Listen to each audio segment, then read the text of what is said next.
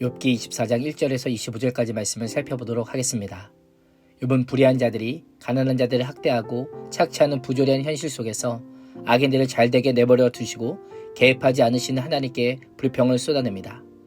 욥은 당시 사회 가운데 일어나는 불의한 일들을 언급한 후에 악인들이 처하게 될 심판에 대해 말합니다.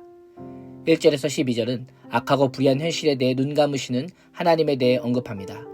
욥은 전능하신 하나님께서 심판하실 때를 정하여 두지 않으셨을까라고 질문합니다. 여기서 때는 악인의 죄에 대한 심판이 이루어지는 시기를 가리킵니다. 욥은 하나님께서 정하신 패턴을 안다고 주장하는 사람들이 왜, 언제, 어떻게, 무슨 일이 일어나는지를 왜 알지 못하는지를 반문하고 있습니다. 왜 이런 질문을 할까요? 하나님의 일하심의 원리를 알고 있다고 믿는 규범적 지혜자들조차 언제 무슨 일이 벌어질지 항상 예측할 수 있는 것이 아님을 지적하기 위함입니다.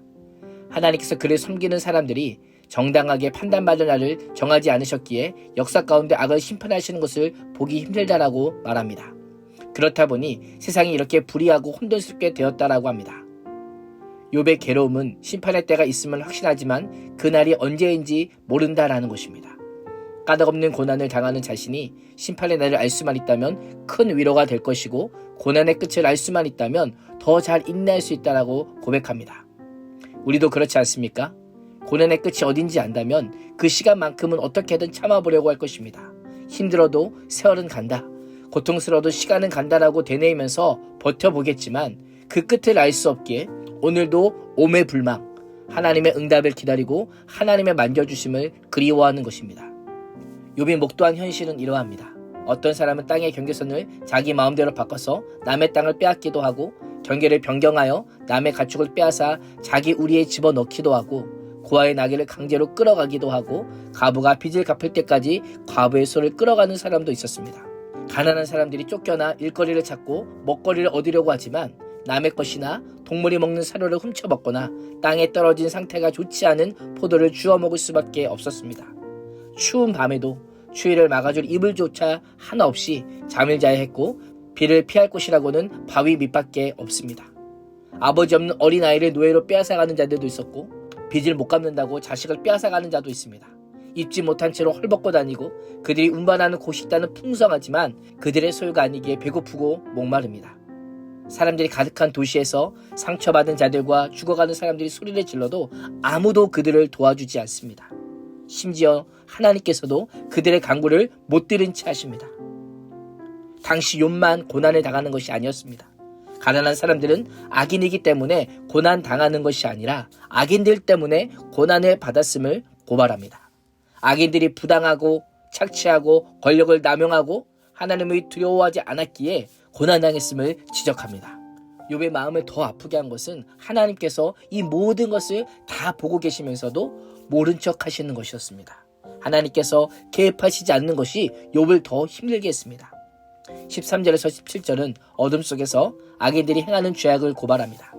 살인자는 새벽에 일어나서 가난한 사람과 궁핍한 사람을 죽이고 밤에는 도둑질하고 날이 저물기를 기다렸다가 간음하고 어두워지면 벽을 뚫고 들어가 물건을 훔칩니다.